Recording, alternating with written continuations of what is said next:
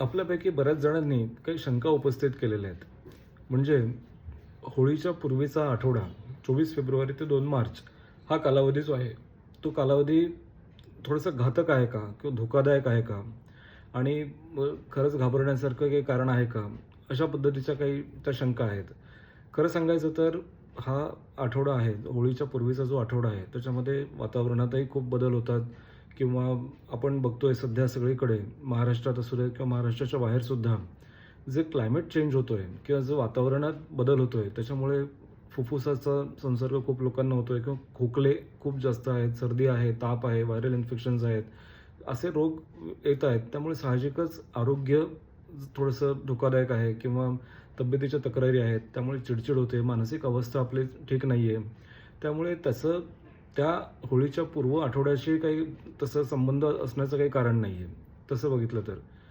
काही जण असंही मानतात, की हा जो आठवडा आहे 24 फेब्रुवारी ते 2 मार्च किंवा होळीच्या पूर्वीचा आठवडा हा तंत्रविद्या किंवा जादूटोणा किंवा काही बाधा जे तयार करतात दुसऱ्यांवरती त्याचा उपयोग करतात, तशासाठी सुद्धा इम्प्लिमेंट केला जाऊ शकतो.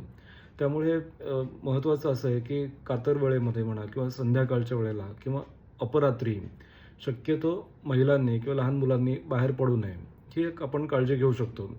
किंवा जर काही ओलांडायचं असेल, तर त्या वस्तू जपून आपण हे केल्या पाहिजेत. त्या ओलांडता कामा नयेत. विशेषतः काही नारळ असेल, कधी चौरस्त्यावरती काही पडलेले जिन्नस असतील, हळद-कुंकू वाहिलेले लिंबू असेल किंवा अशा पद्धतीचं आपण ते ठरवून टाळलं पाहिजे.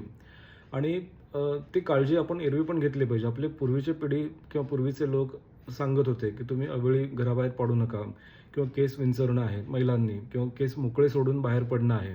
ह्या गोष्टी काही टाळलेल्या जास्त चांगल्या. लहान मुलांनी सुद्धा अवेळी शक्यतो घराबाहेर पडू नये किंवा चुकीच्या काही गोष्टी करू नये. हॉटलिंकसारख्या गोष्टी किंवा जिथे रात्री अपरात्री बाहेर पडायची किंवा नाईट रायडिंगला जायची सवय आहे, तर त्या गोष्टी शक्यतो टाळलेल्या बऱ्या राहतील. तरीसुद्धा जर समजा काही असुरक्षितता असेल, तरीसुद्धा काही भीती असं वाटत असेल, तर त्या याला नामस्मरण हा एक उत्तम उपाय आहे. त्याचबरोबर विष्णू सहस्त्रनाम हे सुद्धा तुम्ही ऐकू शकता किंवा हनुमान चालीसा ही तर आहेच आहे.